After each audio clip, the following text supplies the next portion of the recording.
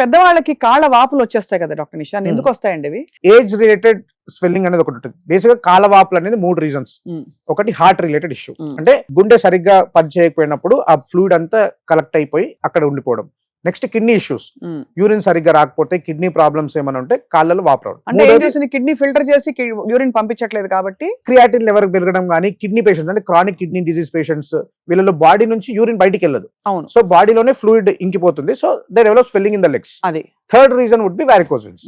మనం kidney problem, heart problem లేదు అని గమనించుకొని డాప్లర్ స్కాన్ చేయించుకొని దాని ప్రకారం కాళ్ళు చూసుకుంటాం.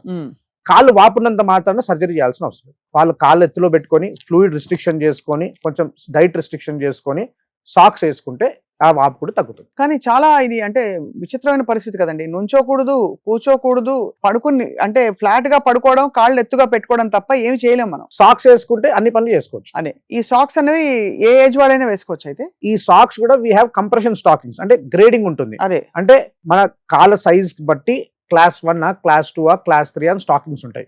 మోస్ట్లీ ఎల్డర్లీ పీపుల్ అయితే నేనైతే జనరల్ గా క్లాస్ 1 స్టాకింగ్స్ ప్రిస్క్రైబ్ చేస్తాను. యంగ్ పీపుల్, ఫిట్ పీపుల్ అంటే క్లాస్ 2.